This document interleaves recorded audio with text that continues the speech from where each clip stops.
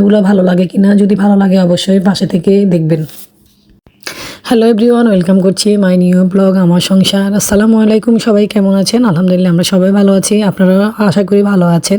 তো ভাত বসিয়ে দিয়েছি, আজকে অল্প 2টা আইটেম রান্না করব। পাতাকপিটা একটু হালকা ভাপ দিয়ে নিচ্ছি, পানি ফেলবো না, জাস্ট একটু ভাপ দিয়ে কমিয়ে নিচ্ছি। এরপরে পেঁয়াজ রসুন কাঁচামরিচ সব কিছু ভেজে ওই একটু পানি দিয়ে কষিয়ে তারপর পাতাকপিটা দিয়ে দিব। পাতাকপিটা দিয়ে ওটাকে ভেজে নিব। আর রান্না করব মাছ দিয়ে ফুলকপি। তো মাছটা বেশি না, মাছ হলো 6 পিস। 6 পিস মাছটাকে লবণ হলুদ মরিচ মেখে তেলে ভেজে নিব। ওই তেলটার মধ্যেই কাঁচা টমেটোটাকে হালকা ভেজে নিব। আবার একটু তেল থাকবে, ওটার মধ্যে আর একটু তেল দিয়ে ফুলকপিটা একটু হালকা ভেজে নিব। তো আপনারা হয়তো বলবেন আমি সব কিছুই ভেজে নিই রান্নার আগে।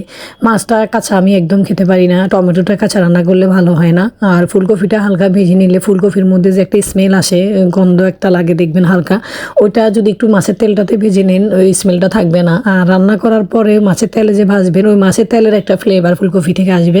এটা মিথ্যা কথা বলার কিছুই নাই, আমি এভাবে রান্না করে সব সময় খাই। এটা তো আর আপনাদেরকে দেখানোর জন্য করি না, আমি সব কিছু এরকম হালকা তেলের মধ্যে ভেজে ভেজে তারপরেই খাই।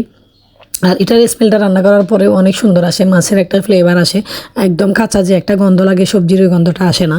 তো যাই হোক, এভাবেই আমি রান্না করি। কার কেমন লাগে আমি জানি না, যদি আপনাদের আমার রান্না ভালো লাগে অবশ্যই আপনারা আমার ভিডিও দেখবেন। আমার ভিডিওগুলো আপনাদের সাথে এই জন্যই শেয়ার করি, যারা আমাকে ভালোবাসবেন আমার ভিডিও দেখবেন তারা তো দেখবেনই, যারা রান্নাগুলো দেখবেন না তারা তো দেখেনি না, সেটা তো আপনারা বুঝেন আমিও বুঝি।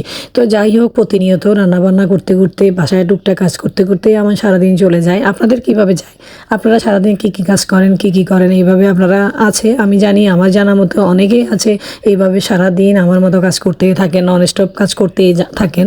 তো যাই হোক, আসলে মেয়েদের বিয়ের আগের জীবন একরকম, মেয়েদের বিয়ের পরের জীবন হলো আরেক রকম।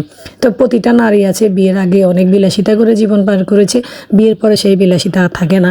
হ্যাঁ, আমাদের নারীদের বিয়ের পরে একটা যে স্বাধীনতা, ওই স্বাধীনতা সব স্বামীদের কাছ থেকে পাওয়া যায় না।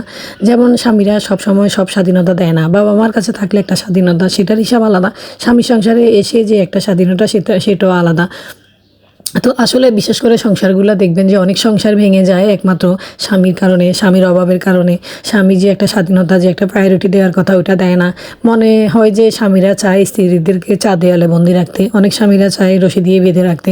তো আসলে কি জানেন, একটা সময় বেঁধে রাখতে রাখতে রশি যখন টাইট হয়ে যায়, ওই রশি টাইট আর থাকে না, ওটা ছিঁড়ে যায়। এটা আসলে একটা কথার কথা, ছিঁড়ে যায় বলতে মানে সংসার ভেঙে যায়, ওটাকেই বোঝানো হয়েছে।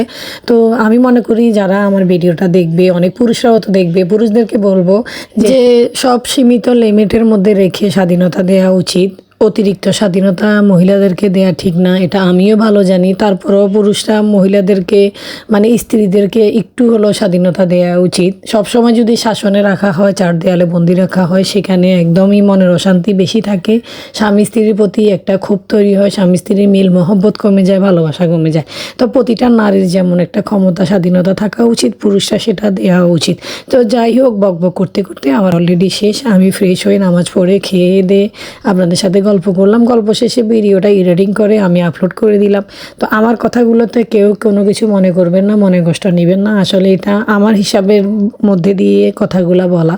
তো যাই হোক, সবাই আমার ভিডিও দেখে ভালোবাসা দিবেন। আসসালামু আলাইকুম, থ্যাংকস ফর ওয়াচিং, আল্লাহ হাফেজ।